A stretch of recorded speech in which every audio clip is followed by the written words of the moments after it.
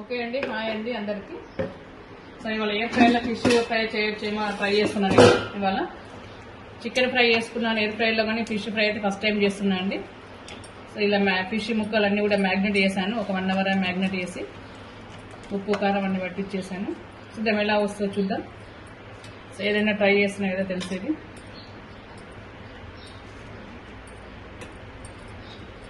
చూద్దాం ఎలా వస్తుంది అనేది.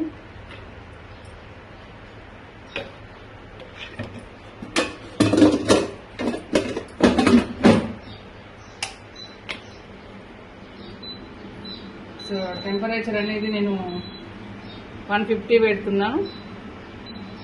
150 10 మినిట్స్ పెడుతున్నానండి ఎయిర్ ఫ్రైలో.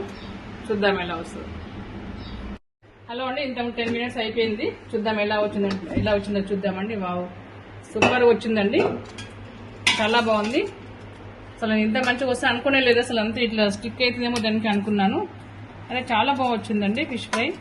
చూద్దాం ఒకసారి ప్లేట్లో వేసి కొంచెం చూడండి, ఒకసారి టేస్ట్ చూడండి.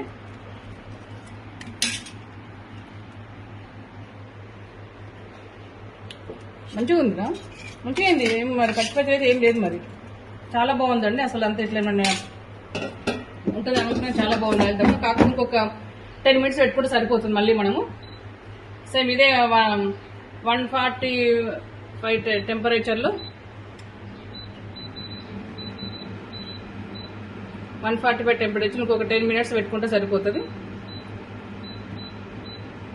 వావ్, చాలా బాగా వచ్చిందండి. సార్ ఫస్ట్ అయితే 10 మినిట్స్ ఇదే చాలా. చూద్దాం మళ్ళీ ఒకసారి 10 మినిట్స్ చూద్దాం.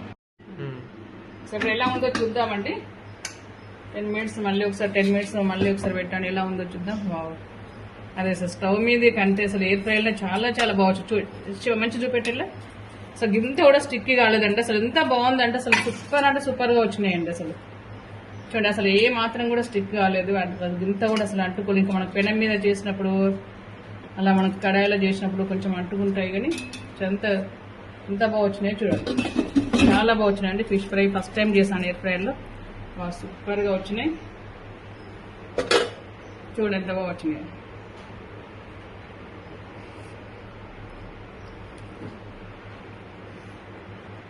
చూడు టేస్ట్ చూడండి. మనకు ఆయిల్ తక్కువ, గ్యాస్ ఆదా ఎయిర్ ఫ్రైలో చేసుకోవడం వల్ల.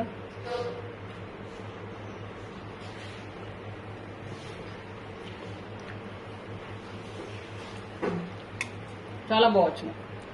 Thank you.